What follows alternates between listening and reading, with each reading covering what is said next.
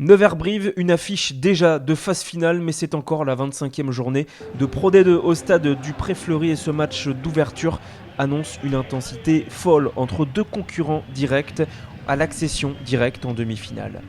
C'est Brive qui domine cette entame, 6-3 de pénalité de Larangera. Et cette mêlée qui domine du côté corésien, on cherche les trois quarts, holding dans le dos pour Larangera, l'ouvreur qui décale Joris Jurand.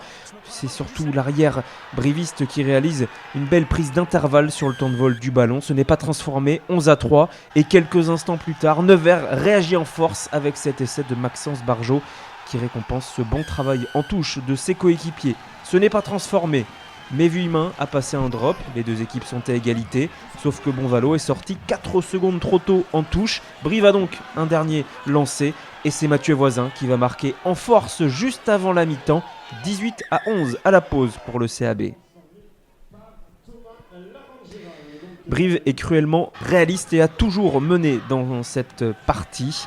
Bamba qui fait parler sa puissance, Marquez qui insiste avec ses avants dans les 22 mètres neversois, Pete Murray qui profite d'une avancée, Marquez également, on cherche les trois quarts avec Joris Jurand qui casse de plaquage, il est stoppé au-dessus de la ligne d'en but, cela ne passe pas pour l'arrière briviste. En revanche, son troisième ligne et capitaine, Saïd Iresh, aplati au milieu des poteaux.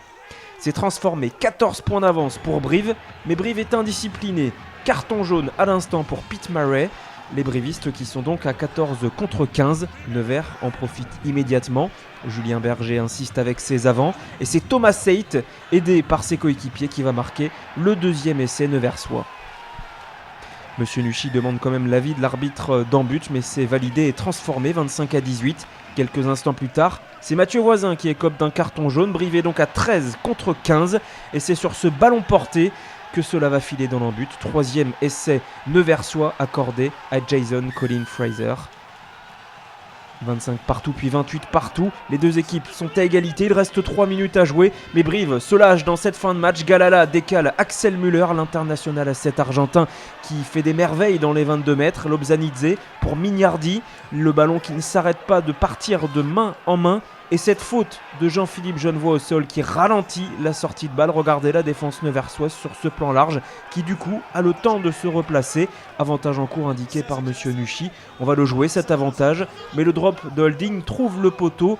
Pénalité pour le CAB, pénalité décisive. Carton jaune surtout pour Genevoix. Nevers à 14, tout comme Brive puisque Saïd Iresh était dehors. Holding réussit cette ultime pénalité, une dernière séquence de plus de 5 minutes, 38 phases de jeu et c'est Brive qui tient le choc et s'impose. Exploit des Corésiens 31-28 au Pré-Fleury.